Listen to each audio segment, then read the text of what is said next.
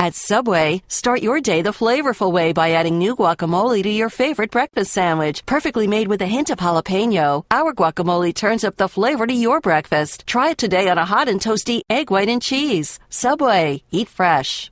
Before we get started in today's show, I want to tell you about Stamps.com, longtime sponsor of the BS Report. It's quick, it's convenient. More importantly, it's really, really easy to use. You do not have to go to the post office anymore. You can just stay home. Make your own office, your personal post office. You can avoid lines. You can avoid just standing there as somebody mails some package, some 79-year-old lady. Who needs that? Make your own mailing and shipping from your house. Stamps.com. Put in the top right of the site, BS. You'll get a deal and a scale and a whole bunch of other things. It's a great product. You can buy and print official U.S. postage using your computer and printer. Stamps.com will give you a digital scale. It will automatically calculate the exact postage for any letter, any package. They'll even help you choose the best class of mail. Wow. Why go to the post office? Just give it to the postman. Stamps.com. Check it out. The BS Report is a free-flowing conversation that occasionally touches on mature subjects. The BS Report. The BS Report with Bill Simmons. Welcome to the BS Report. A sunny but chilly Monday here in Southern California. Almost a chilly Sunday for Cowboys fans. Almost a really devastating weekend for Cousin Sal, who finally lost his SportsCenter pick. He had the Cardinals plus 6.5, and Ryan Lindley had to suffer through that. Then looked like he was going to suffer through a Dallas catastrophe. And then you wired that check to the refs. Things turned around. Congratulations. I know you're just trying to get under my skin, but I'll go along with it. You don't actually think there's any collusion there or anything weird, right? No, I just think it was one of the most inexplicable calls in the history of the NFL that I've watched. I've been watching for 40 years. I've never seen them call the pass interference and then pick up the flag. I've never seen the guy actually announce the penalty and then pick it up. Well, it's not. But if one official doesn't understand the rule as well as the head official, like let's say you're about to ground your son for like eating dirt or something. You say, "That's it. I've had enough." You're grounded for a week, and then your wife says, "Hey, listen, we have this Dave and Buster's thing in a few days, and I'm carpooling, and it's just weird if he doesn't go. So can we make it 3 days?" That's it. So you talk things over, and then you get it right. So that's exactly what happened in the game yesterday. I'm fine with the talking it over, but then why did the guy announce the penalty and then as they were talking it over? That was weird. I don't know. That seems shaky. Well, isn't it about getting it right, though? Isn't it about getting it right? That would have been a ticky-tack call. The guy, I mean, if anything, the contact was drawn when Pettigrew grabbed Hitchens' face mask, and they say, well, Hitchens never turned for the ball. It's like, yeah, because the guy's got hold of his face mask. That's why he didn't turn for the ball. So, I don't know. I had no dog in this race because I was losing my Dallas pick anyway. Right. I thought it was pass interference.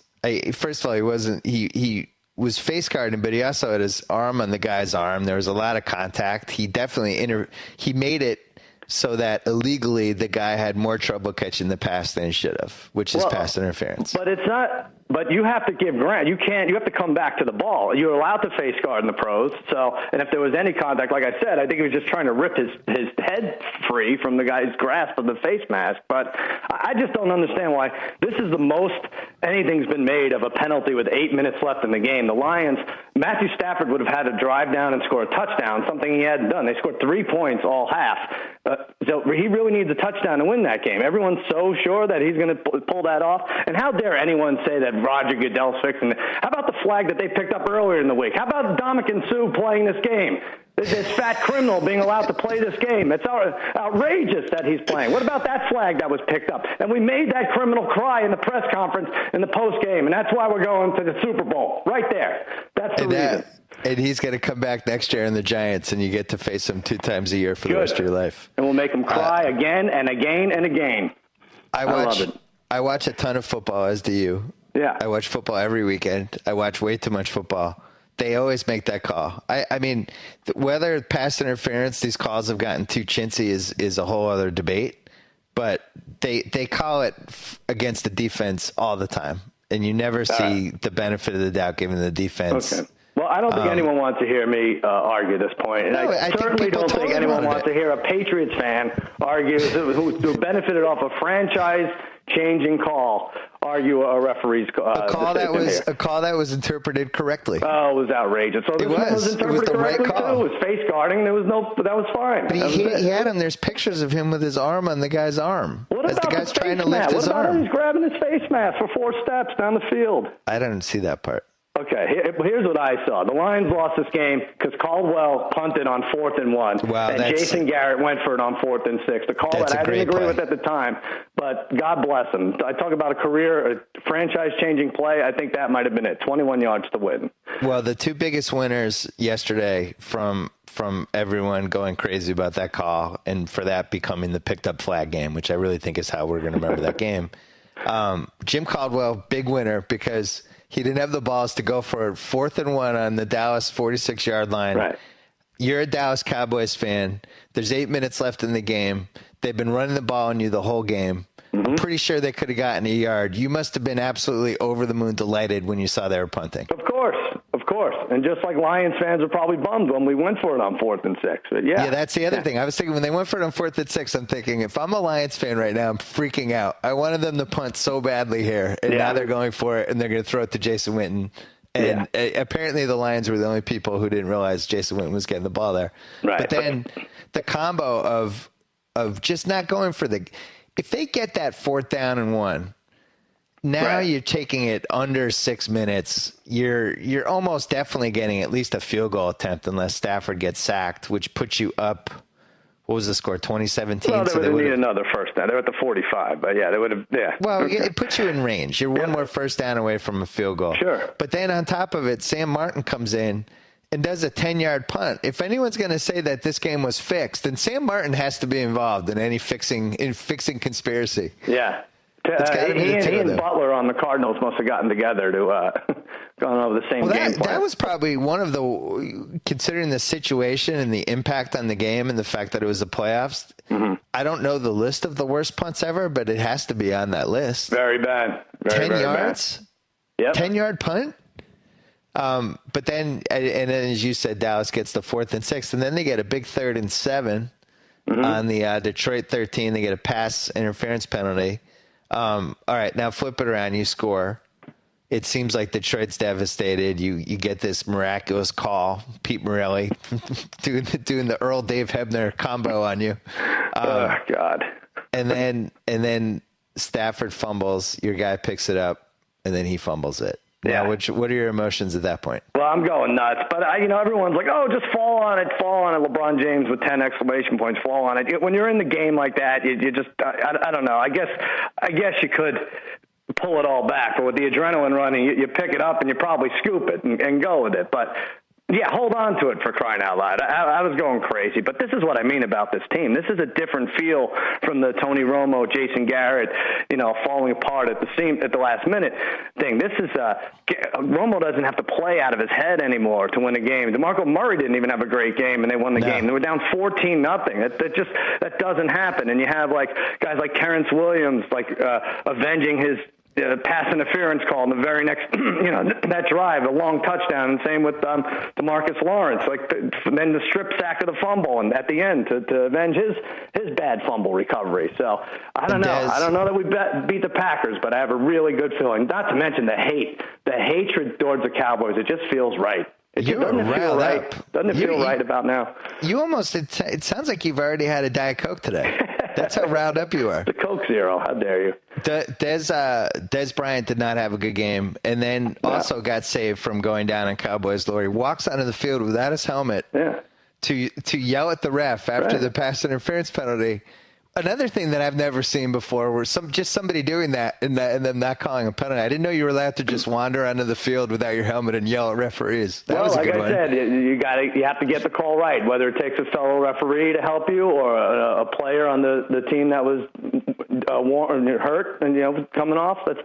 Everything I read says they don't have to call that a penalty. They could and they should, but they don't have to call that a penalty. So especially if he's fine this week, then it should have been a penalty, I guess. It's not a penalty if the head of officials is on the Cowboys party bus in training camp. I love it. That's definitely not a thing. This is great. You guys are the villains now. Dominican Sue played this game. Let's not forget, you went crazy about it in the middle of the week. What a short memory you have.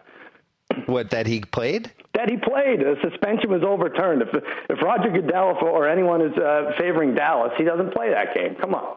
I was more crazy that they flip-flopped on it. I don't think he should have been suspended. I think his feet were cold, and he didn't realize he was stepping on Aaron Rodgers. He thought he was stepping on a homeless man outside. It's going to be interesting. One of us is going to win an acting award this podcast. Maybe both. Well, another thing with Detroit, because they really blew that game, and everybody's going to focus on the call. And I am conceding it was one of the worst calls of all time, and I couldn't believe it when it happened. It was the right call, but it was terrible. Understand. I've never seen that sequence of events at a football game ever. But we should see it more. I love when the officials get it right eventually. But the other thing that nobody is focused on is giving up the touchdown inside Dallas's own 20. Before halftime when you're up 14-0, and you just randomly decide to give up, like, what was that, like 85 yards? Yeah, that was bad. There's 2 minutes left in the half. Like, the only thing you want to do in that standpoint is not give up a big play. Yeah. And they give up, and all of a sudden you cut the lead in half. I mean, if you go into that halftime 14-0 or 14-3, we had Charlie Pierce there from Grantland. He was sitting in the stands, and he said people were freaking the F out. Sure. And he said the people in front of him left in the third quarter. They were really? Just gone. Does he smell? Does he bathe? But he said he was just like, the vibe in there was just crazy. Oh, yeah. And just people just – and, as a Red Sox fan, I've gone to games like that where you're expecting the worst and the fans just freeze up and everybody's sphincter is tight. And it just flipped on that, the call – then the 4th and 1 punt, then the 4th and all of a sudden it just felt like Dallas was going to win. Well, and I felt like if the Lions could drive the field 95 and 99 yards and score both, and I was like, that's it. You deserve to win if you could do that on the road. And can we agree that there's no reason to rush the punter when he's booting it from 9 yards deep in his end zone? Like, 3 things could happen and 2 of them are bad. Like, the best thing that happens is it's blocked and goes out of the end zone and you get a safety. But you're going to get good field position anyway. You're trading that for a field goal probably. And then the roughing, there's more likely a chance of roughing or running into the kicker because you have full speed and not as much distance to travel. So it's what I call the yellow mustard of plays. Like, yellow mustard is never preferred to spicy golden mustard. That's what it is. Just stay back and return the punt, or don't. Who did you watch the game with? I watched it with Corolla and our friend Brad. And, I didn't realize you watched it with friends. Yeah, that was a mistake. No, I know. I was even though I emailed you, my regrets. I was oddly confident in the game. I really was. Did you cry when Romo threw the go-ahead touchdown and then pounded the turf? No, I didn't cry. What do you mean? Did I cry? Well, no, Romo's made you cry before. No, there will be tears. There will be tears, but you cried after the botched kickoff, the botched field goal snap that night. You went to Blood Diamond, and when Leo died, you cried in the theater. I did cry in the theater. Yeah, that was different. Yeah, when they lose, I'll cry for sure. Yeah, I cried when I saw your tweet accusing the Cowboys of cheating. That's when I cried. I don't think the Cowboys cheated. I just think it was a series of inexplicable play with events. 8 minutes left. Can't believe inexplicable. It. The announcers didn't know. Even Mike Pereira, who works for the league, even he didn't know what happened. He was like, I don't know what happened. That was pass interference. Yeah, he always knows what happens. Forget it. Well, congratulations. Thank you. You like the Cowboys in this spot. Well, your defense worries me a little. I wasn't. If I'm a Lions fan, I mean, you got to stop focusing on that call. I know it's going to haunt you for the rest of your lives, but you really have to look at how your team played, some of the decisions that were made. It was just a weird game. I felt like Calvin Johnson and Golden Tate were getting open. Yeah, they were. They only had 10 catches. Yeah, I think Brandon Carr was one of the luckier guys on the field. Like, he wasn't exposed. Weird. He wasn't having a good time covering. And they were running the ball. Like, I don't understand how they scored 2 touchdowns pretty early. They scored 6 points the rest of the game. Well, that made no Stafford. sense. Just say what you will. Pressured Stafford to the point where there was a lot of holding going on when he scrambled for a first down, and that wasn't called, and then Witten wasn't called for holding. There's a lot. There's a popular video going around showing a call that should have gone the Cowboys' way. So. I love it. I love that you're embracing your heel status heading into Green Bay. I feel like it's 1985 and I'm Roddy Piper coming down the tunnel, taking one knee and giving the Jimmy Snuka "I love you" sign to the fans as they pelt me with garbage. The Cowboys are hated again. It's great. As you're going against America's new hero, Aaron Rodgers, who's won exactly one Super Bowl. He should lay down for it. We made the villain that tried to end his career cry. He should lay down for us. Well, Detroit, one of their mistakes, like you watch what Baltimore did in that Pittsburgh game.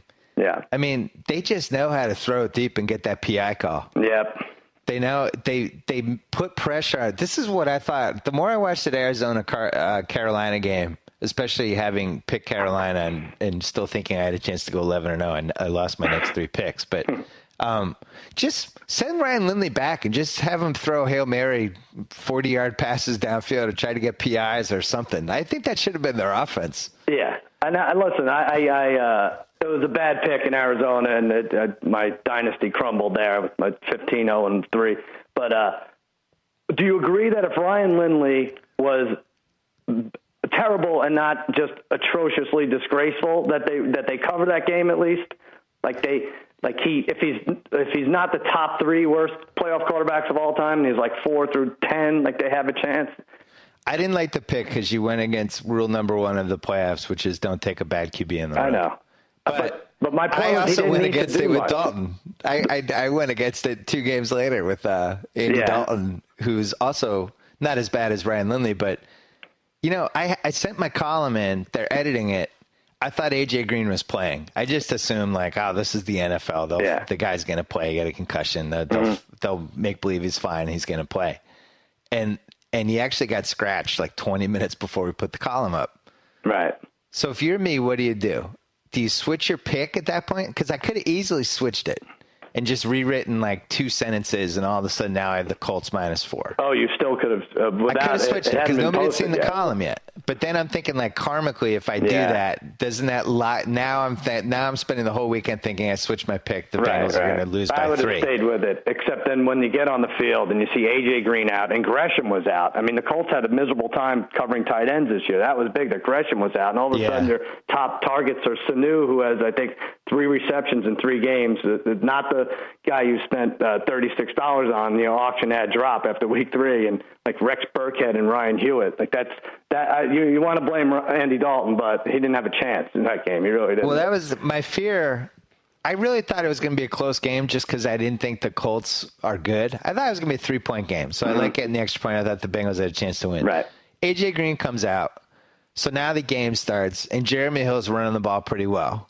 And I'm like, all right, this is good. This has a 13-10-ish kind of feel.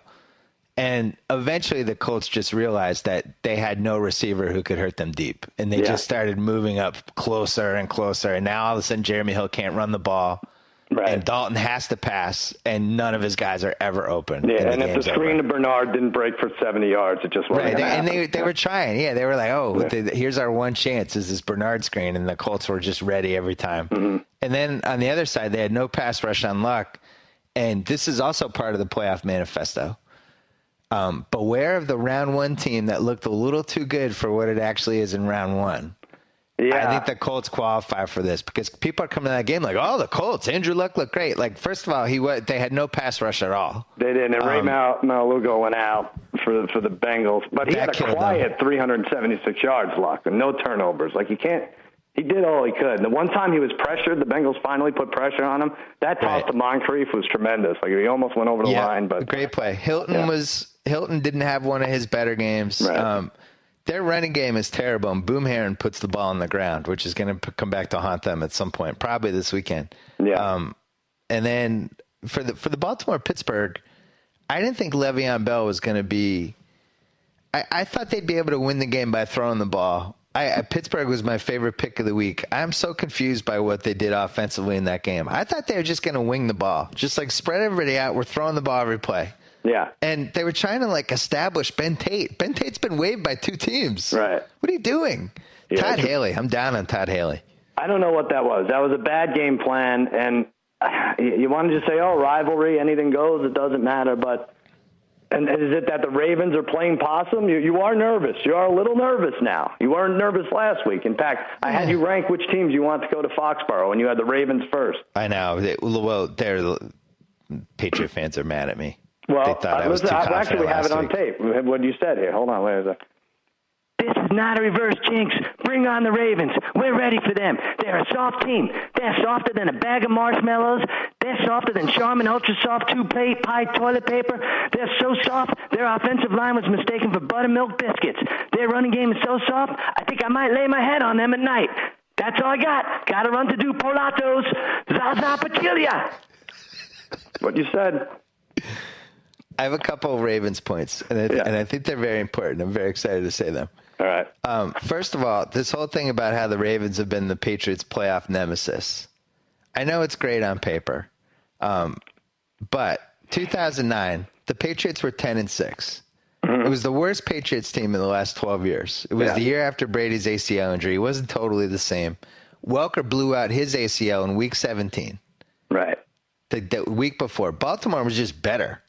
And they came in, they beat up the Pats, whatever. If you want to say like that was a major upset, I was certainly worried about that game going into it. 2011, the Patriots win by 3. Everybody talks about the missed Billy Cundiff kick. They talk about how Lee Evans caught the touchdown, but the guy stripped him. Right, like, it wasn't that's a drop. Still a good play by the Patriots. Sure. And by the way, Gronk was playing on one leg in that game. Yeah. That was Gronk had gotten hurt 5 weeks before, and he was the best guy in that team other than Brady, and was playing on one leg. So whatever, the Patriots won. It's a close, good game. That's all. Yeah. Okay. So then the year after, no Gronk. Gronk didn't play in the 2012 game. Right. And everyone's like, in the Ravens, 28-13 or whatever the score was. Patriots were driving for the go-ahead touchdown when Pollard hit Ridley and knocked him out. Ridley fumbled. The game changed.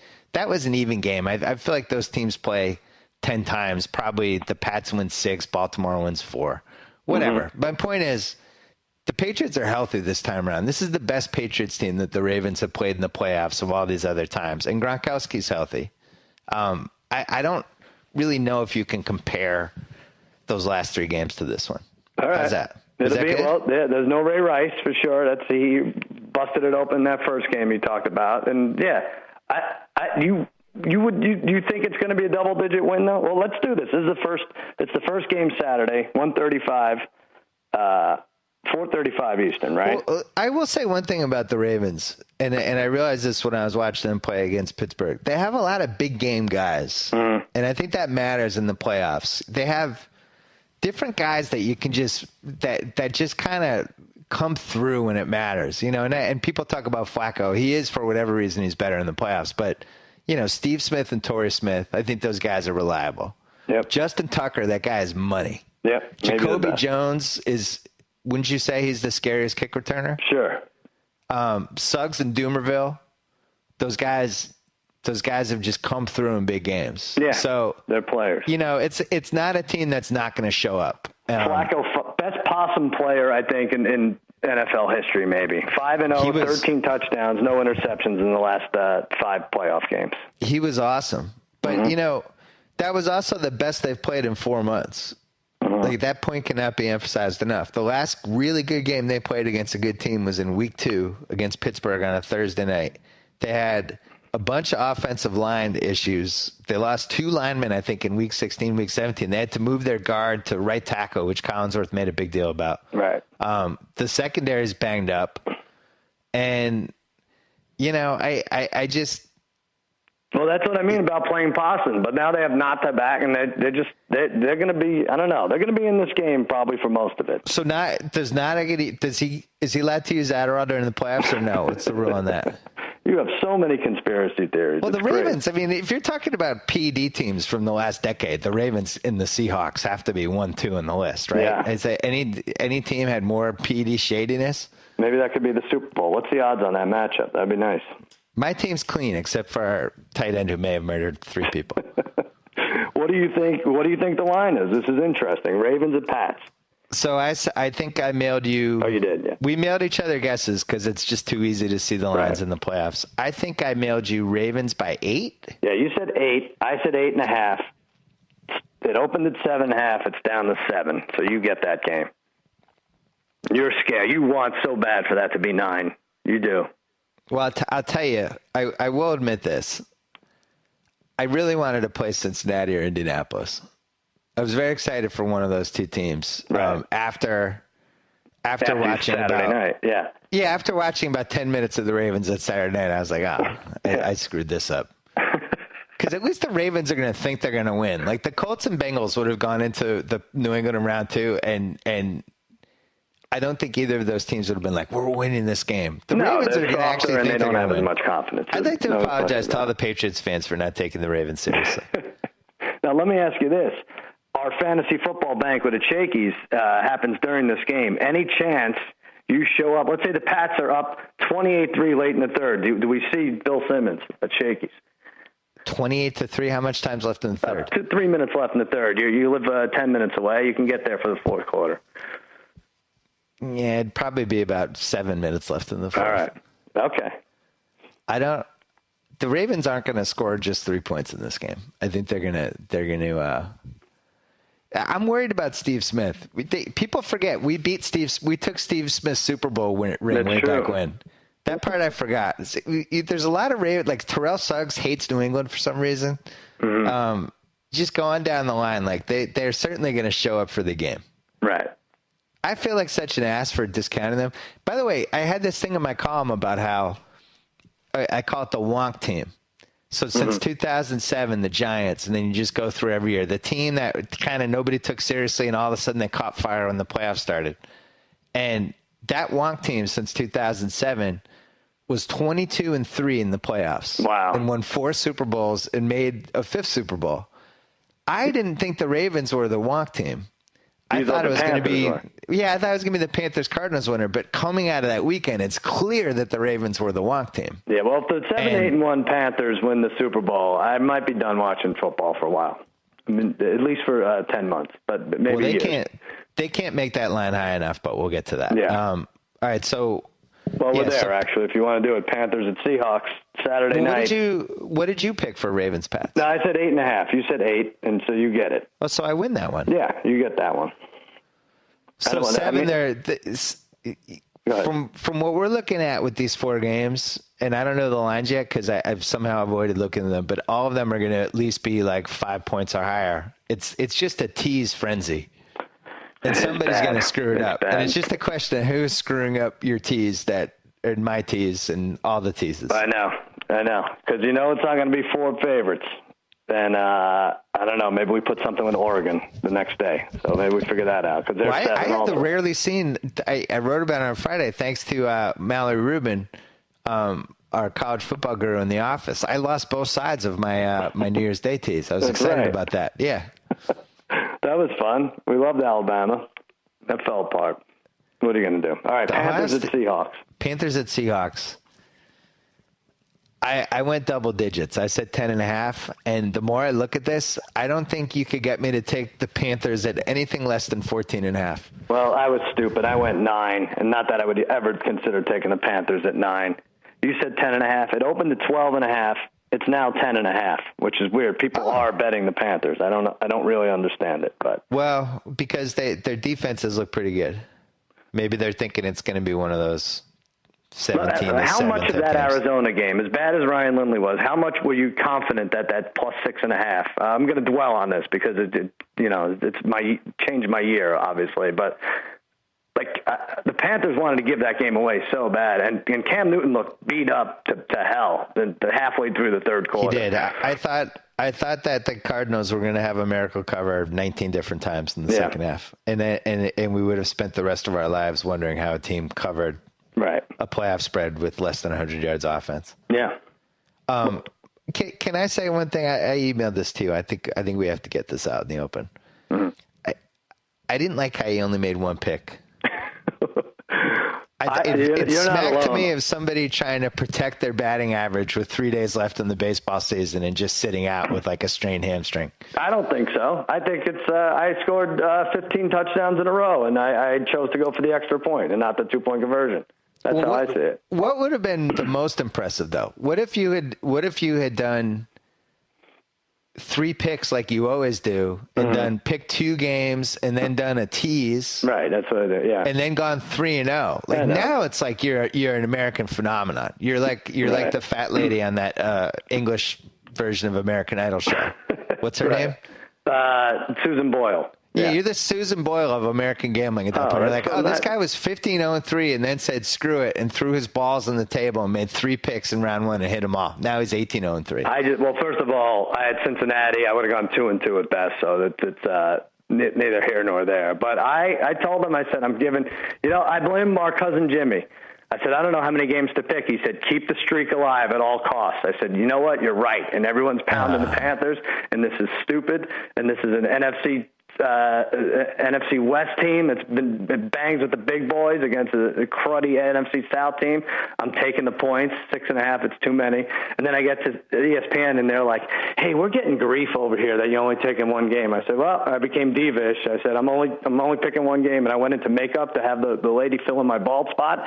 And all of a sudden, a team of producers come in, people I have never met before, and said, nice. "Hey, you have to pick." And Kenny Mayne's with them, and they said, "You have to pick more than 1 game." I said, "Well, I'm not picking 1 game. I'm just not doing it. I only have analysis for 1 game." And they're like, "Well, you have to," and that's it. So I was like, "All right, I'll throw in the Cowboys at the end," which is also a loser. Well, I think you go the other way in round 2 and pick all 4. I'm going to do 2 and a 4. tease. I am, but I'm too confident. I think I'm thinking the same way as you with these games. Like, but last week was all the teams that people thought were going to covered in round 1, right?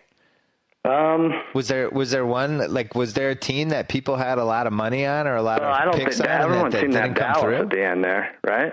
What do you mean? They won but didn't cover.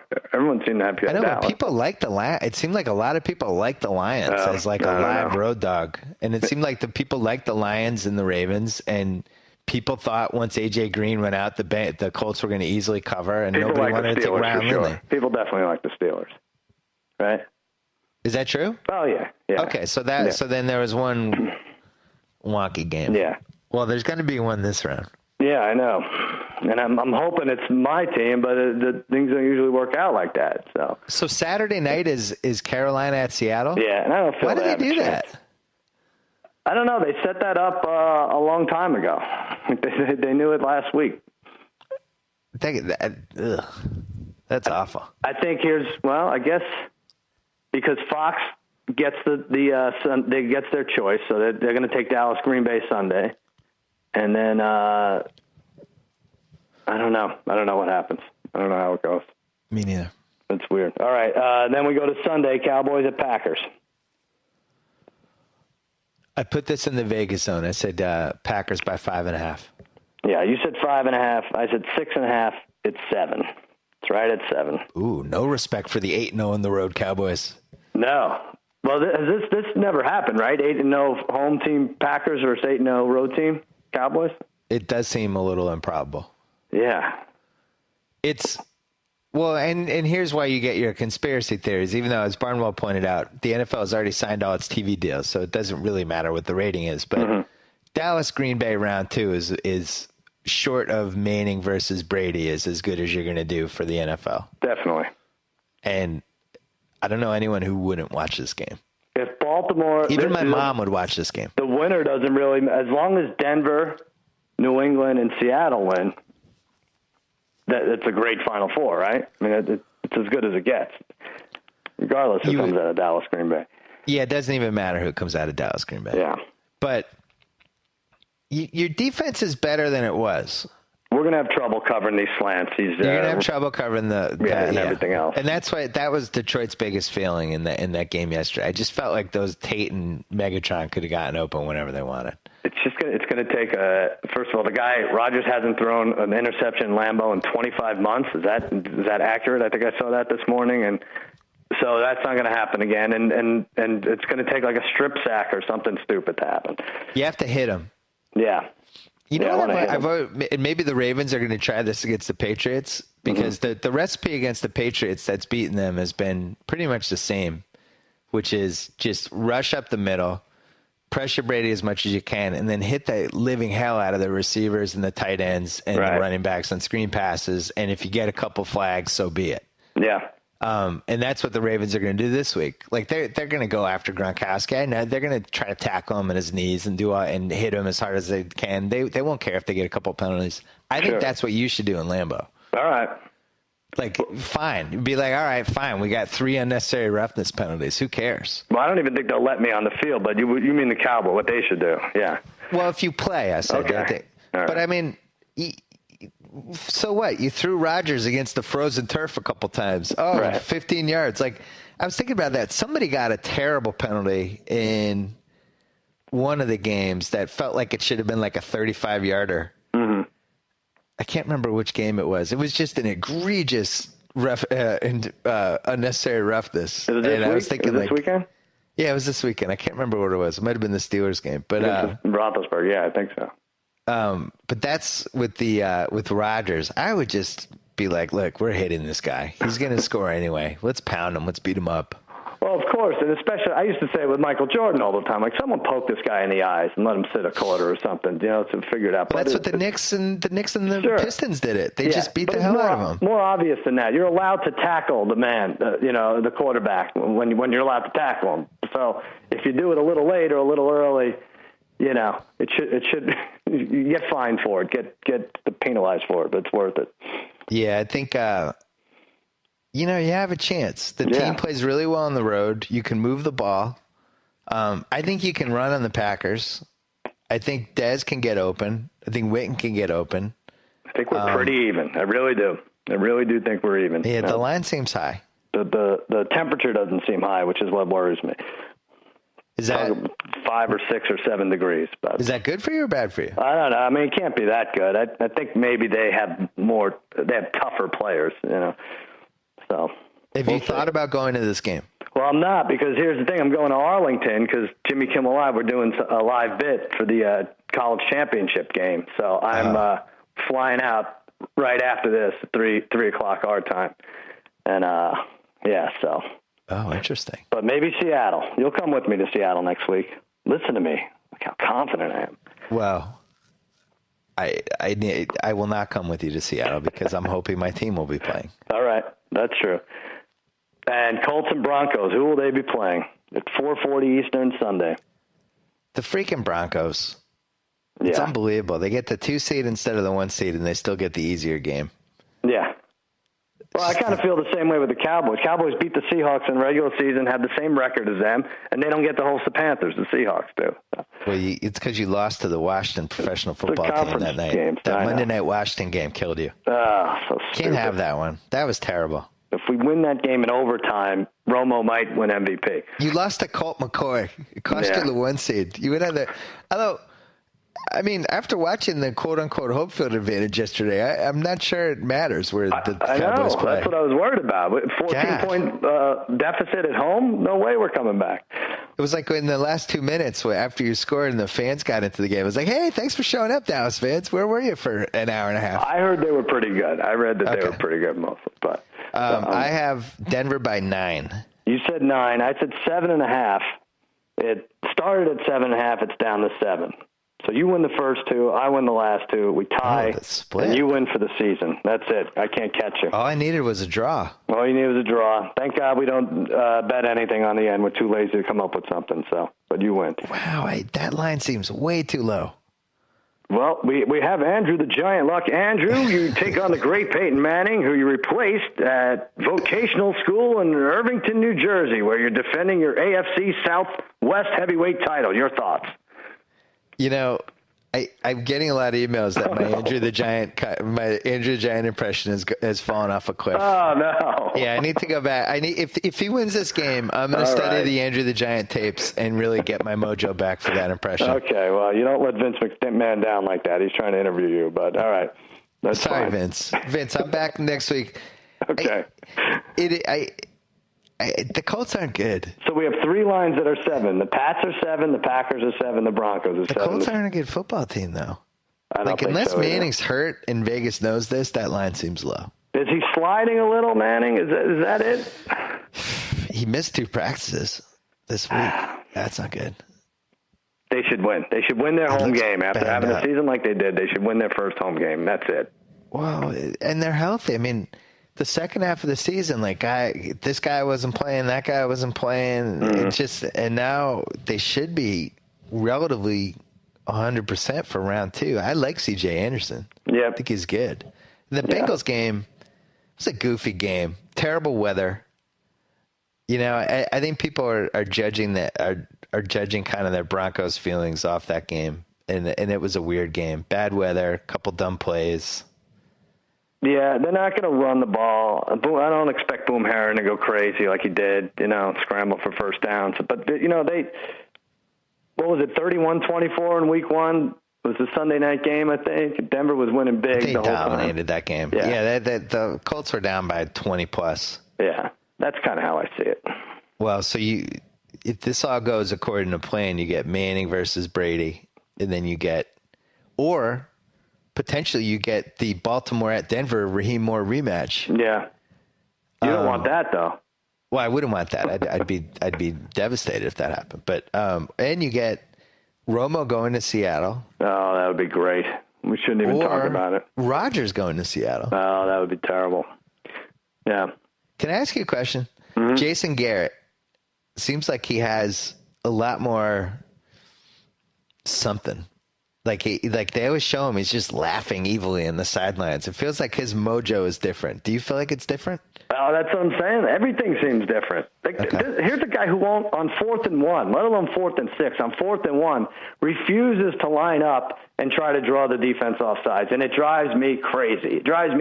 So what? You punt 5 yards back. He won't do it. And then just like out of nowhere, I think something snapped in his head. And he's like, I'm changing everything around right now.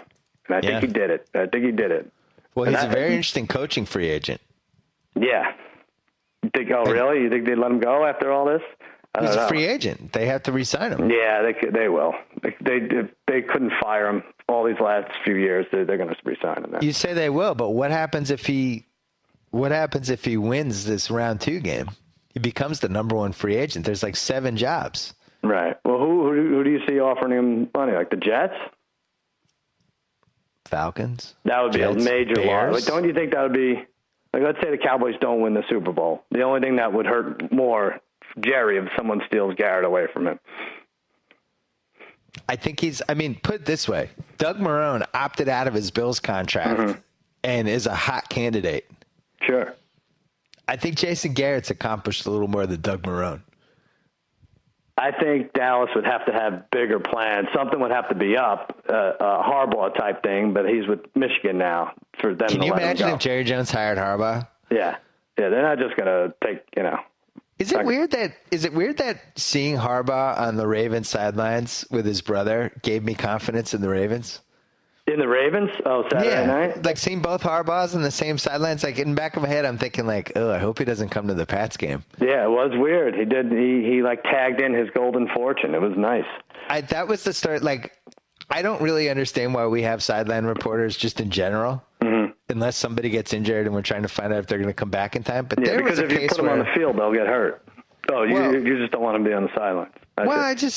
I've never totally understood that job. It just seems like they're constantly trying to shoehorn them in without any real reason for them to be here. Like they could send all their information up to, whoever the announcers are and be like, hey, our person down on the field just told us this. I think people like to see people freeze and breathe smoke from their mouth while they're reporting, just like when you have the weather reporters reporting on the rain in the street, I don't think there's any question. Football fans like to see women wearing hats, looking cold, with breath coming out of their mouth, and talking to athletes. But here's the thing with this. So you have both Harbaughs on the sidelines. I wanted to know, like, has John Harbaugh talked to Jim Harbaugh during the game? Like, Jim Harbaugh is the big brother, right? Which one's the big brother? They should figure that out. John is, right? John is. So do you think... So Jim Harbaugh is the little brother, like Ben is the little brother to my daughter. Right. And he would absolutely annoy her during the game and ask her questions. Right. And I was wondering, like, if Jim Harbaugh's like, hey, John, you should run the whatever. And he's like, shut up. Just go away. Go over there. I told you not to talk to me during the game. I wanted to know if that was happening. We didn't find out. I was Leave my nipples alone with these purple nurples. I can't stand it. Yeah. I told you to stay over there. I'm going to take your pass away at halftime. All right, cuz. Congrats on a great streak. Congrats on the Cowboys win. I'm really excited for Thank you. everything that's going to happen because this weekend. this is where we have to strike. As a gambler, I'm telling you people, I don't know I'm not saying what you should do just yet, but talk to your banker, see exactly how much you can afford to put on these games, because this is the round to strike. Well, and as you said, banged up Cam Newton, who can't seem to complete a pass to anybody who's wide open going into Seattle. Yep. I don't really like Carolina's chances. That seems like a good start. That seems like a good start. Jimmy Kimmel Live, Anne Hathaway tonight. Chris Soules, I think it's Soules, The Bachelor. He has 30 girls to choose from this year. And the Ben Hart, later in the week, Matt LeBlanc, Jamie Oliver, Bill Maher, Joaquin Phoenix. My Grantland blog back on Thursday, I had Andy Dalton to not throw an interception. That crazy Hail Mary at the end was stupid, so that one. And then Thursday night back on SportsCenter, I try to start a new streak with my picks. I got a great email from a reader saying, "Hey, did you know Your Majesty is the same name as Jermaine Jackson's son?" It's like, what? People are the best. I may need to change it. You guys, Grantland took down, I had a weekly what did I call it? Like an explanation of why Your Majesty is what it is. I think you guys are just like, enough. We should just have it as a footnote. Footnote, we can do footnotes on the blogs now. We should put that in for next week. There you go. All right, cuz. Good job by you. Good job by you, Billy. Happy New Year. You too. All right, I want to call my buddy Gus Ramsey, who I've been friends with since 1982. He's my oldest friend, not literally, but the friend I've had the longest. He worked in Orlando in the early 90s after college and met a guy named Stuart Scott who was working there as well. And when Stuart went to ESPN after they became friends and had worked together for a while, he implored them to hire Gus. And Gus has been at ESPN ever since. And they have been friends for almost 25 years. And I thought on the day after Stuart passed, we should call Gus. So tell us about when you met Stu and how that whole thing went down. Well, I was working at the NBC affiliate as the weekend news producer during the 6 and 11 o'clock newscast, the whole show. And I also worked in the sports department on Mondays and Tuesdays because those were weekend sports anchors' days off. So I got to run around and do sports stuff. And we only had 2 anchors at the time, and they decided they were going to hire a third. And I got all excited because I was working on my tape and I'm an aspiring sportscaster, although I'd only done radio at the time. So silly, naive me, I certainly thought that there was no reason for them not to hire me, even though I was 25 and had never been on TV anywhere, and this was the 21st market in the country. So against my wishes and in their infinite wisdom, they hired a guy named Stuart Scott out of Raleigh, North Carolina. And Stu had only been a news reporter up there, but obviously sports is what he wanted to do. So he came in as our third sports anchor. And so you went from initially you're like, this guy kind of stole the spot I was looking forward to. All of a sudden you become buddies. Oh, yeah. I hated him before he even walked in the door because I'm petty that way. And it took all of 30 seconds of meeting him to get to know him and like him. And I keep saying he was bombastically kind. I mean, he just couldn't help himself from just being super nice to everyone. And his love of sports matches anybody I've ever known. And, a lot of friendships are built on that kind of stuff. And he's only 2 years older than me. So we did a lot of things away from work, pick up basketball, playing in 3-on-3 tournaments, playing in flag football tournaments, going to the movies, whatever. We ended up living in the same apartment complex. So we used to hang out a lot together. He would have game nights where we'd go over and play board games. And I always tell people that Stuart was a great entertainer, and that's all he ever really wanted to do. And that wasn't just on television. You'd see him do those unique lead-ins with the rhymes or the Def Jam or holding a basketball or football. But when we had game night, we weren't playing Parcheesi. We were playing games where you had to get up and act something out. It was always those kind of games because he just loved being an entertainer. So the days in Orlando were really special. It was, kind of an incubus period for the both of us, and local news. You always kind of have that bunker mentality, especially the weekend groups. There's always 6 or 7 people are the only people in the building, and you're all just trying to do the best that you can, and we're all kind of learning it together. So I always look back on those times really fondly.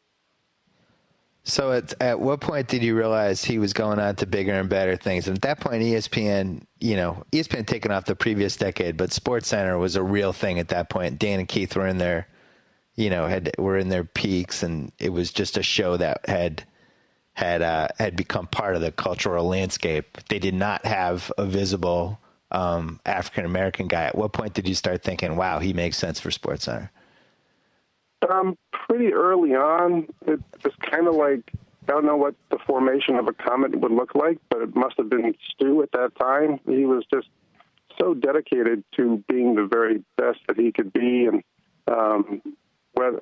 he went out and did a feature on when the rodeo came to town.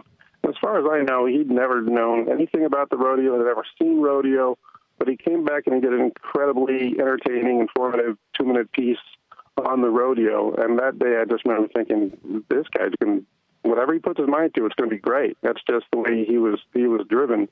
And he would do his sportscast on the weekends, and I'd give him 5 or 6 minutes of TV time, and he would never get through it all. There'd always be stuff that he didn't get to, and he after the show would be like, well, can't figure out why I didn't get there. But he would write 45-second lead-ins to a highlight, which most anchors would write, something usually 15 to 20 seconds. But I think part of it was he knew that on-camera time was really what he needed to become great at, and that was where he was going to hone the Stuart Scott persona. And he was doing Booyah and Cool as the Other Side of the Pill and all that stuff in Orlando. So it was almost like Orlando was kind of this on-deck circle. Right. And he was just waiting. He was waiting to step in the batter's box and hit a home run.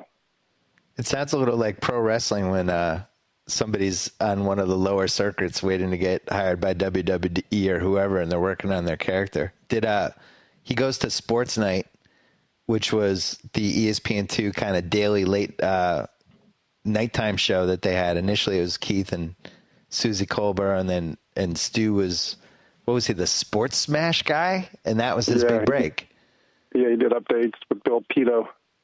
Right. And that's how he started when he got up there. But I think, everybody involved with that show recognized pretty quickly that they had something, and it wasn't going to take too long before they started working them into SportsCenter. Well, and then Keith left, and then it became him and Susie for a while. And that show was actually half decent. I remember actually thinking that show was headed someplace, but by that point, live rights had just become so important for that channel that it didn't have a chance.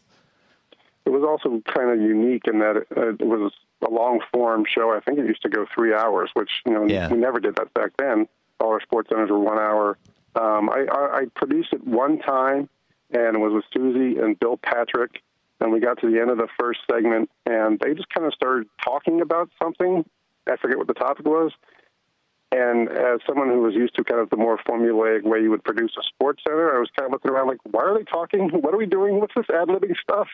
Right. But that was how that show was created. In a lot of ways, gave Stu more opportunity to kind of work on that part of his skill. I remember when ESPN hired him, and you were saying, Stu said as soon as he gets settled, he's going to tell them to get me. And I'm thinking like, oh, that was nice. But deep down, you're like, I was thinking, who knows? Like people always say that, but it doesn't actually happen. And then it happened, and he kind of came through. How many months after that, after he was there, did he come through for you? It took about a year. They hired someone else after he left, again, much to my dismay. And I got taken off the weekends. I was doing the noon news, and there are a few things less interesting than producing the noon newscast, where you're booking cooking segments and exercise things. And so I was just kind of itching to get out of there.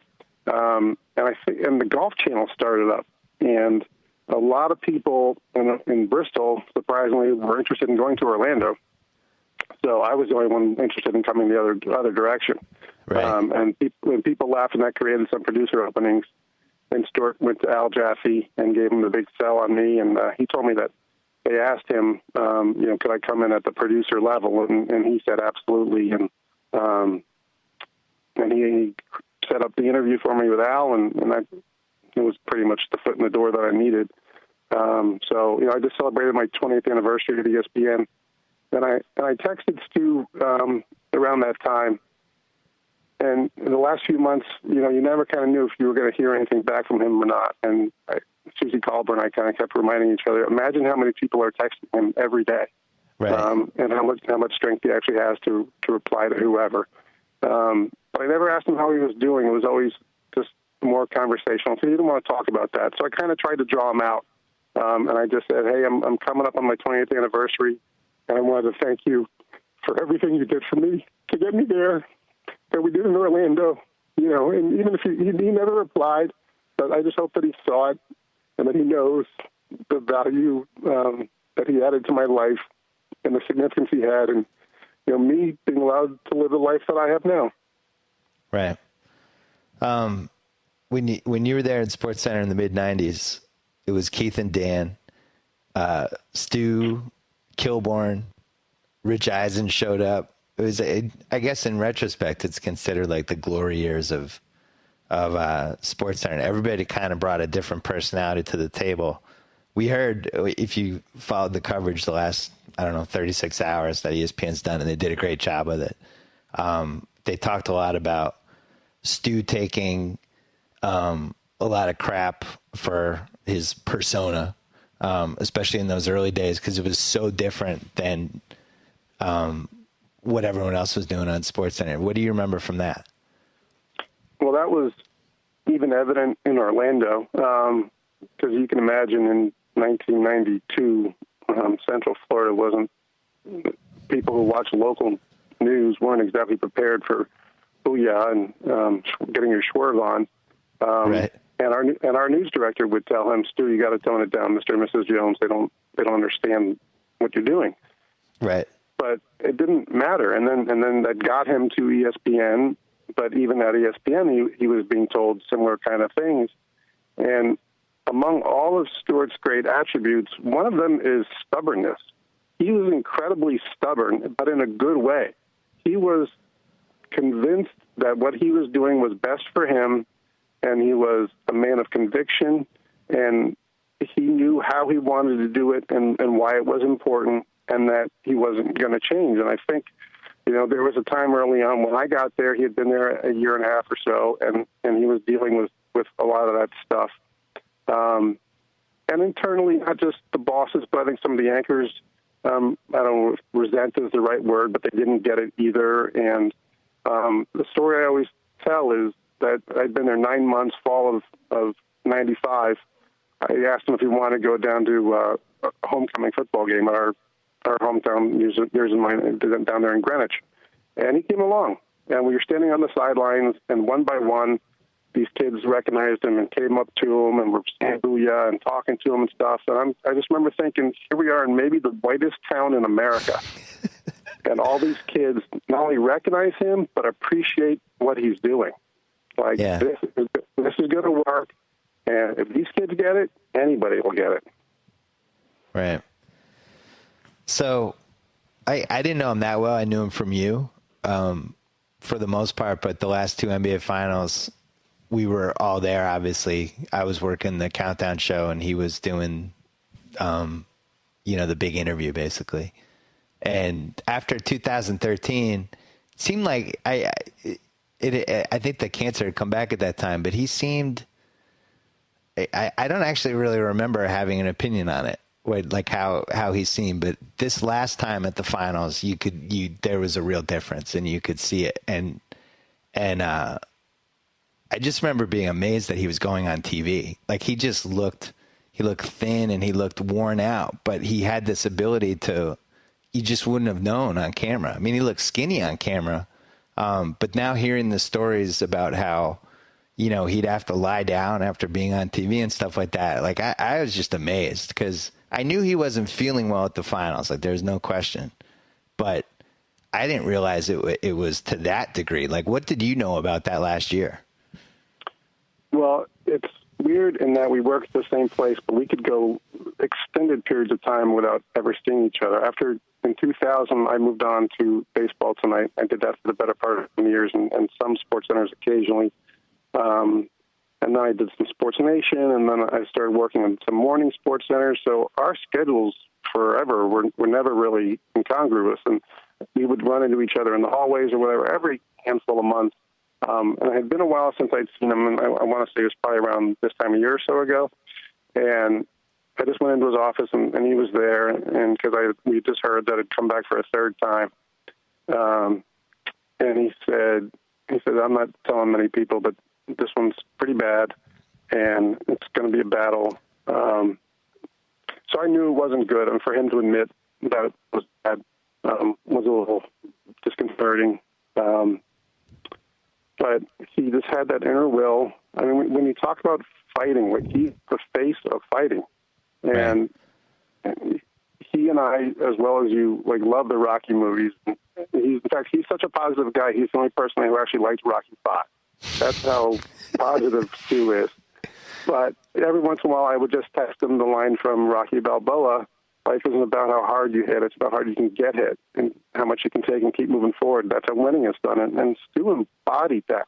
I mean, the face that he put out publicly for the last year, and the speech that he gave at the ESPYs, and all the people he inspired, everything he did, I can't think of anybody else who could have pulled it off the way he pulled it off. And I think that was reflected in the outpouring of emotion we saw across the nation yesterday. I mean, if you had told me when he and I were working together in Orlando that 22 years later the president would be acknowledging him, it's just remarkable and a testament to everything he did. And the phrase "measure of a man" has kind of been bouncing around in my head the last 2 days, and I've been trying to think about, how do you measure someone like Stuart? And there's just too many ways. You measure him as a father, as a friend, and what he meant to not only ESPN, but to the industry and all the people who grew up watching him. And, to say he set the bar high is absurd. It's like he put it up so high, everybody else just kind of has to stand there and admire it. No one's ever going to get there. And it's heartbreaking that something like this has to happen kind of for that to all be recognized. But if nothing else, it helps take a little bit of the sting away. And the ESPYs last summer, which the stories are coming out now, but at the time they kind of, I don't want to say covered it up, but they just didn't want anybody to know about it. But like, he barely made it to the ESPYs. I know all the people that run the ESPYs, and I was there for some of it. And, he had 4 surgeries the week before, and they weren't sure how it was going to play out and whether he was going to make it, whether he could even fly. Forget about even just getting up there and giving the speech. And he showed up, and I remember being there the day before, and they were doing rehearsal, and there's probably like 40 people total in the theater, and it was just empty. And he was rehearsing the speech and the beats for it, and like 2/3 of the people were crying.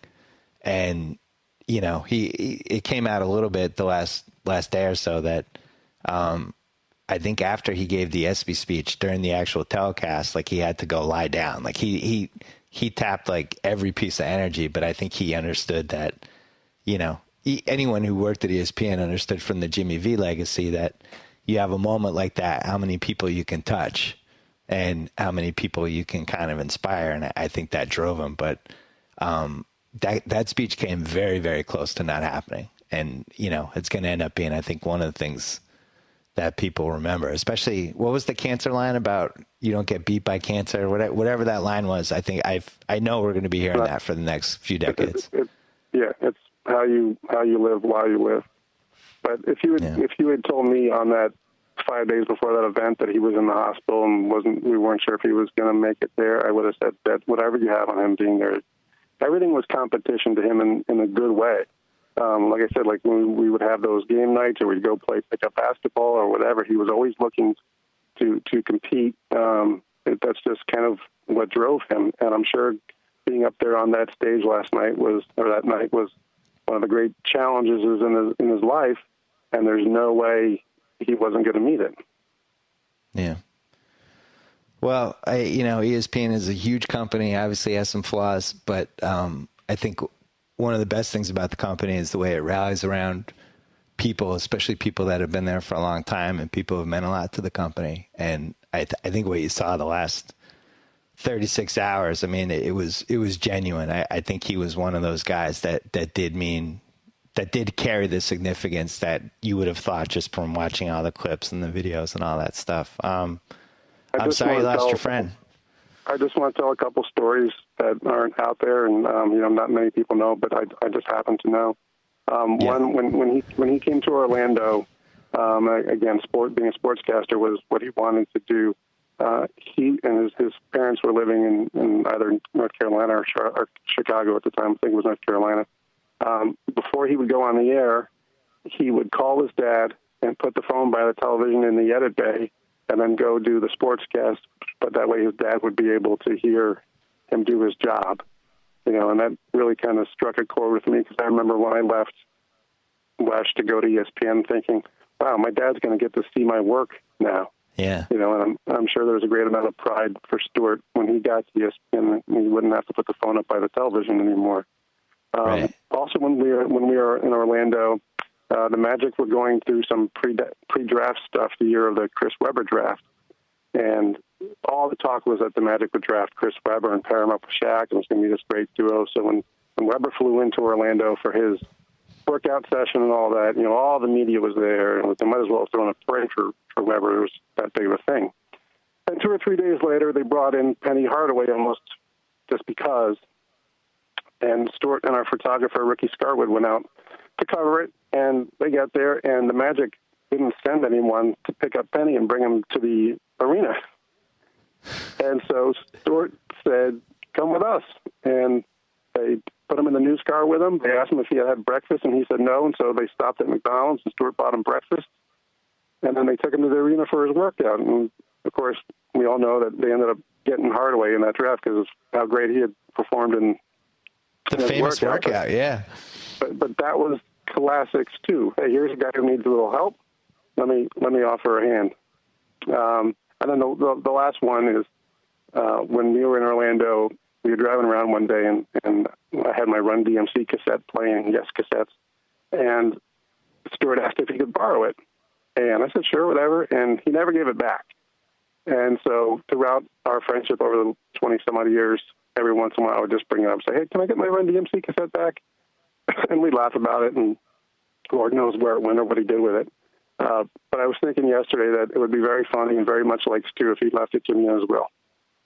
And if he did, I'll go buy a cassette player or a car that plays cassettes, and I'll put it in and I'll listen to it every day.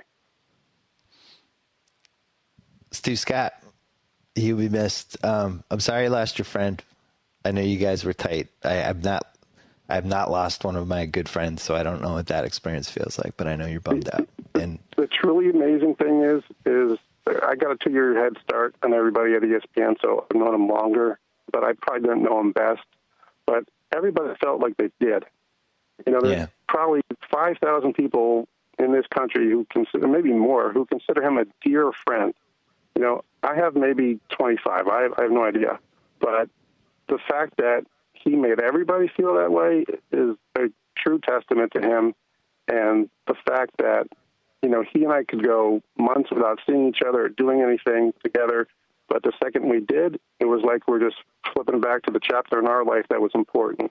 And we talk about family, and, everybody's echoed that, but I do want to stress that, there's no greater dad than Stuart, and that's the real flaw, or whatever the right word is in all of this, is that he loved his daughters so much and did so much to give them the best life possible. And the fact that he's not going to get to see more of their lives is a real tragedy. And I hope Sydney and Taylor know that everybody at the ESPN family always will love them and will always be looking out for them. Good luck dealing with this week. Thanks for coming on. Talk to you soon. Thank you. So I get to sign off. Whoa! Thank you for downloading the BS Report with Bill Simmons. Too much fun. Check out more podcasts at the iTunes Music Store or at Podcenter at ESPNradio.com. Peace out. Gotta say, Golick, great call on grabbing Subway for lunch and getting guacamole on our subs. Told you this new guac really amps up the flavor. Yep, something adding up things can be great. Guacamole on your sub, a new co-host to replace you. What was that? Oh, no, nothing. Subway now has deliciously rich new guacamole made from ripe Hass avocados with just a hint of garlic, onion, and jalapeno. Discover how new guacamole turns up the flavor on any of your freshly made favorites. Subway, eat fresh.